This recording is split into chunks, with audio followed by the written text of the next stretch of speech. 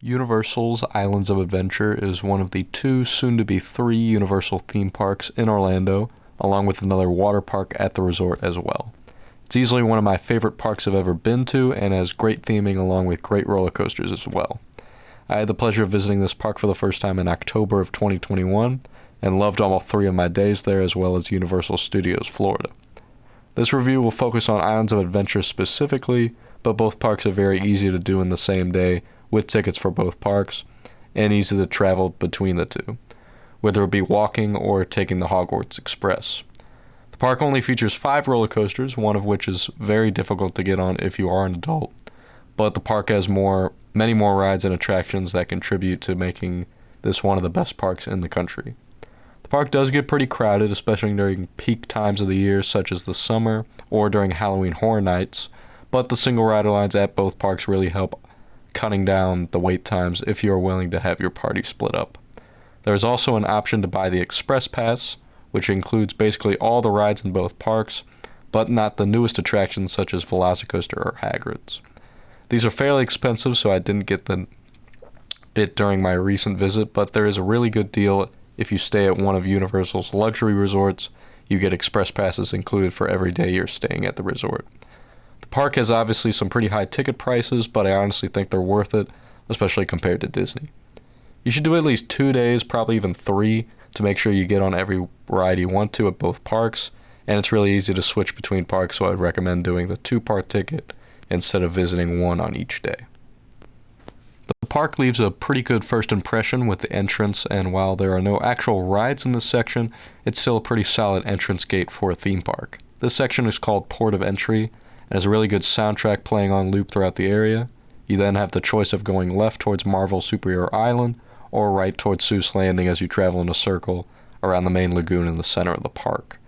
This section also has some great views of Velocicoaster across the lagoon, and it leaves a great first impression once you are just arriving at the park. If you do go right, you go into the park's kiddie section, Seuss Landing, which is a pretty solid dark ride Cat in the Hat, and a people mover-like attraction around the land with High in the Sky Seuss trolley train. This area doesn't get a ton of lines either, so it's a good to go to when the park is pretty slammed, so you can at least ride something. There's also a really good little cookie store at the exit of the train ride, which I would recommend. Overall, the area really does look straight out of a Dr. Seuss book, and it maintains this throughout the land.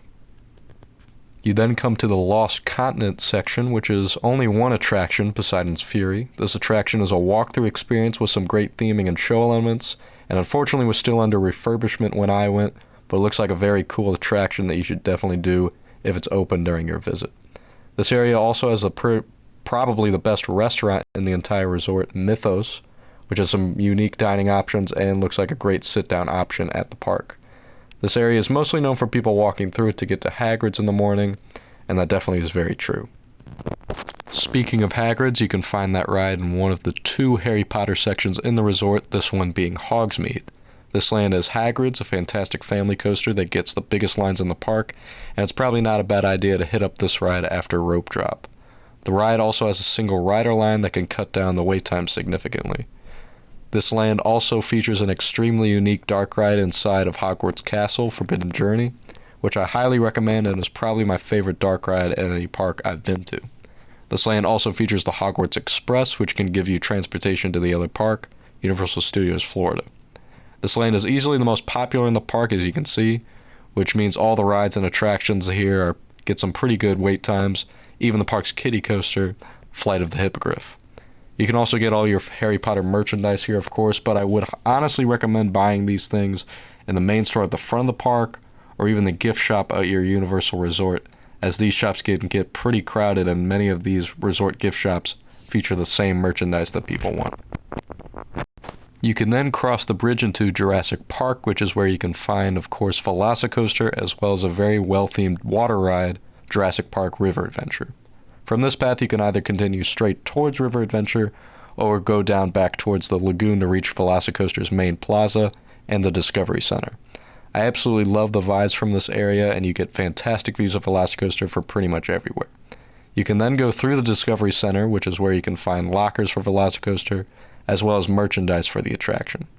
If you go up the stairs and exit, you can then continue down towards the main path towards River Adventure and the Camp Jurassic Kids section, which features Pteranodon flyers, a very rare attraction to get on unless you rode it as a kid or have a kid to ride with.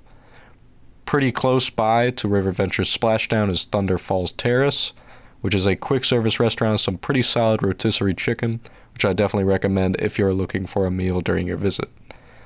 There is also Skull Island Land of Kong in this section, a fairly well-themed dark ride with an impressive King Kong animatronic at the end of the ride.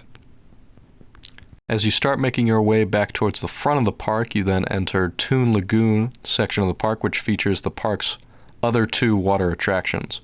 One of these is the park's log flume Dudley Do-Right's Ripsaw Falls, a very well-themed log flume with a fun drop at the end that you get very wet on. If you want to get even more cooled off, though, there is no better ride than Popeye and Bluto's Bilge Rat Barges, the park's river raft ride, and one of the wettest rides in the country. I didn't even attempt to ride this during my visit in October, but I can see it as a fun attraction to go in the summer humidity of Florida.